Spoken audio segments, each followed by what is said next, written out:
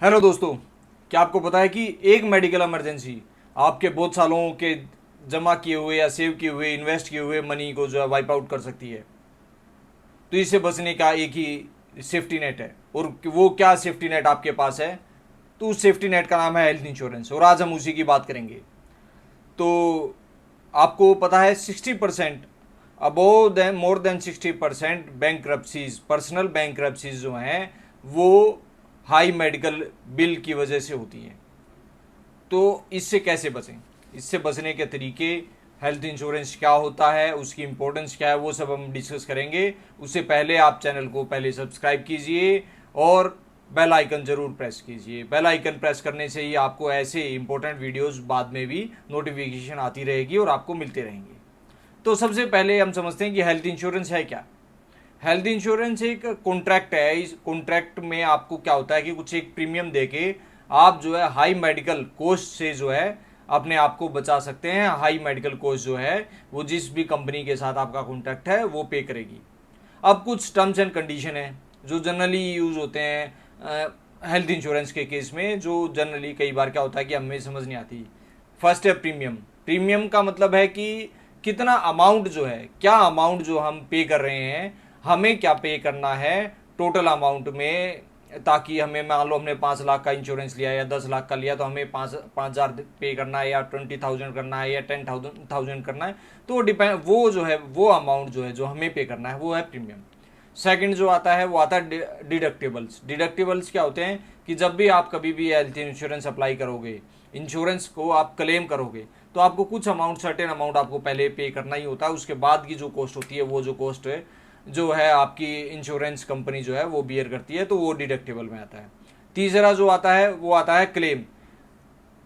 Claim का क्या होता है कि आपने मेडिकल इमरजेंसी हुई, आपको कोई भी प्रॉब्लम हुई, आपने मेडिकल फैसिलिटीज अवेल की अगेंस्ट आपके इंश्योरेंस के, तो उसको बाद में अगर आपने पहले कैशलेस नहीं किया तो बाद में उसको क्लेम करना पड़ता है कि मेरे ये एक्सपेंसेस हुए हैं, ये मेरा क्लेम है।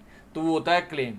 अब होता है कि कैशलेस हॉस्पिटल की जो है रेंज क्या है, कैशलेस हॉस्पिटल की लिस्ट क्या है, कि कौन सा इंश्योरेंस प्रोवाइडर कौन कौन सी सिटी में किस किस हॉस्पिटल में कैशलेस जो है आपको पेमेंट नहीं करनी पड़ेगी। आपको अपना इंश्योरेंस नंबर देना है, बिना पेमेंट किए ही आपको सारी फैसिलिटी अवेल कर सकते हो।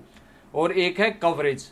तो कवरेज होती है जनरली कि कितने पर्सन के लिए है, मतलब आपके इंश्योरेंस पॉलिसी में क्या क्या कवर है, वो होता है कवरेज। वो कवरेज मनी से रिलेटेड भी हो सकती है, अमाउंट से रिलेटेड तो हो सकती है, बेडरूम के साइज से रिलेटेड हो सकती है, बेडरूम की कॉस्ट से रिलेटेड हो सकती है। तो बहुत सारी चीज़ों के बेस पे कवरेज, कवरेज का मतलब है कि क्या क्या उसके अंदर में कवर है। ये तो हो गई हेल्थ इंश्योरेंस के बारे में कि हेल्थ इंश्योरेंस क्या है। अब हम बात करेंगे कि हेल्थ इंश्योरेंस मस्ट क्यों है, क्यों ज़रूरी है।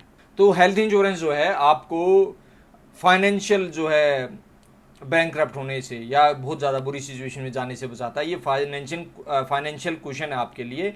जब भी कोई इमरजेंसी होती है तो आप अपने हेल्थ इंश्योरेंस से पेमेंट कर सकते हो मेडिकल इमरजेंसी की।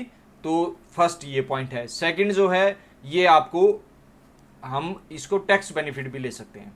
तो 80D में इंडियन गवर्नमेंट के अंडर में अगर हम ओल्ड रिजाइम चूज करते हैं टैक्स का, तो हम इसका जो भी हम प्रीमियम पे कर रहे हैं उस पर टैक्स रिबेट भी ले सकते हैं। थर्ड जो है, हमें एक्सेस मिलता है अच्छे हॉस्पिटल का, अच्छे हेल्थ केयर का। क्योंकि क्या होता है कि अगर हमारे पास इंश्योरेंस नहीं है तो हम कोशिश करेंगे कि लो बजट वाले हॉस्पिटल में जाएं, कम से कम जहाँ खर्चा है उस वाले हॉस्पिटल में जाएं पहले। कई बार क्या होता है कि वहाँ हमें अच्छी फैसिलिटी नहीं मिलती या अच्छा इलाज नहीं मिलता है। बट अगर हमारे पास इंश्योरेंस होता है तो हम कोशिश करते हैं कि जो हमारी रेंज है उस रेंज से थोड़ा और बेटर हॉस्पिटल में जाएं ताकि हमें जो अच्छा हेल्थ केयर मिले। तो इसमें क्या होता है, हेल्थ केयर भी जो है हमारा अच्छा हो जाता है।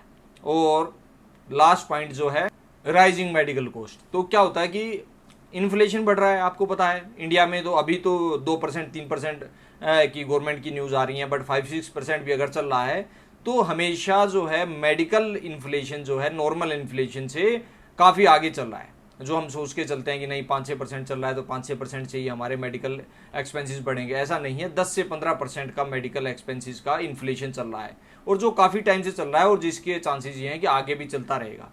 तो बहुत तेज़ी से जो है मेडिकल एक्सपेंसेस बढ़ रहे हैं। हेल्थ इंश्योरेंस होने से क्या है कि आप उन मेडिकल एक्सपेंसेस को बिना पे किए आप सिर्फ प्रीमियम पे करके आप उनको अवेल कर सकते हैं। एक एग्जांपल के और थ्रू देखते हैं कि अगर आप 2 पर्सन हैं, एक पर्सन के पास 5 लाख का इंश्योरेंस है, मेडिकल इंश्योरेंस है, एक के पास नहीं है। दोनों अगर कभी किसी वो या उनका जो भी उस प्रीमियम में कवर है वो अगर कहीं एडमिट होते हैं, तो आपको क्या लगता है कि जिस बंदे का इंश्योरेंस नहीं है वो इमरजेंसी में सही से डिसीजन ले पाएगा, या जिसके पास इंश्योरेंस है जिसको मॉनेटरी नहीं सोचना है, वो मॉनेटरी की टेंशन नहीं है, उसको राइट टाइम पे राइट डिसीजन लेना है, क्योंकि उस पर कोई स्ट्रेस नहीं है कि खर्चा ज़्यादा होगा कम होगा, हम पे कर पाएंगे नहीं कर पाएंगे। तो हेल्थ केयर के टाइम पे, कोई इमरजेंसी के टाइम पे हम पैसे की ना सोच के हम अपने लाइफ के लिए अच्छे डिसीजन कैसे ले सकते हैं, वो भी हेल्थ इंश्योरेंस जो है हमें हेल्प करता है वो ऐसे डिसीजन लेने में जो हम जनरली इस तरह के बेनिफिट को समझ नहीं पाते, बट ये इमोशनल और मेंटल लेवल के बेनिफिट हैं जो बहुत ज़रूरी हैं। अगर आप उस टाइम पे मॉनेटरी साउंड है, आपको नहीं टेंशन है पैसे की, तो आप जो है बहुत अच्छे से सिचुएशन हैंडल कर पाते हैं। अब कुछ मिथ्स हैं हेल्थ इंश्योरेंस के बारे में जो हम सोचते हैं कि ऐसा है, बट एक्चुअल में ऐसा नहीं है।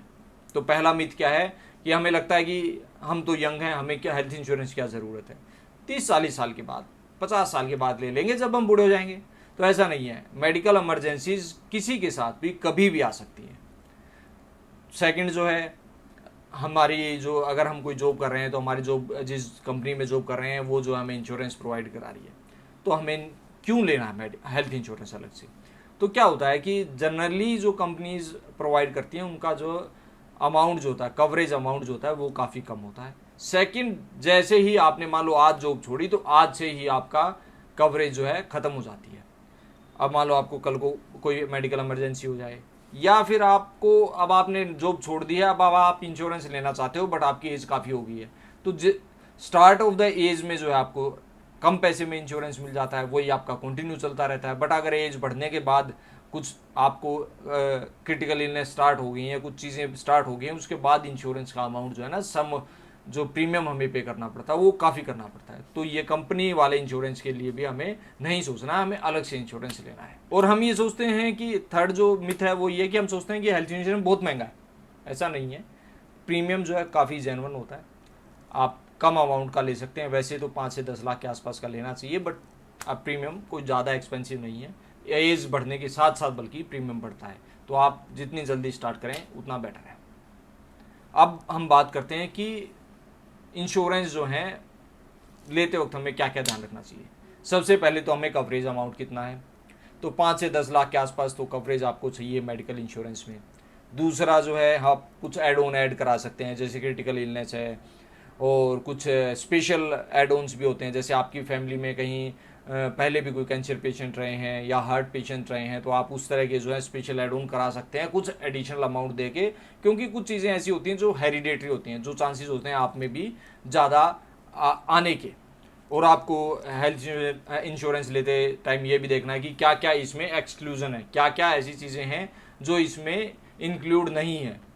और फोर्थ जो आपको ध्यान रखना है वो ध्यान रखना है कि कैशलेस जो है हॉस्पिटल्स की इसकी लिमिट कहाँ तक है, कैशलेस हॉस्पिटल कितने सारे हैं इसके अंडर में, जिन जिन सिटीज़ में रहते हो वहाँ कौन कौन से हॉस्पिटल हैं, जो जनरल आपके हॉस्पिटल हैं जिनमें आप जाते हो, जो या पॉसिबिलिटी है कि अगर कोई इमरजेंसी होते जाएंगे वो उसमें कवर्ड हैं कि नहीं है। ये सारी चीज़ें आपको बड़ा ध्यान में रखते हुए और हेल्थ इंश्योरेंस लेना चाहिए। हेल्थ इंश्योरेंस को हम ऐसे मान सकते हैं कि ये जो है हमारा फाइनेंशियल शील्ड है, फाइनेंशियल एसेट को हम बचा के रख सकते हैं इसके थ्रू, प्लस में जो हमारा पीस ऑफ माइंड है।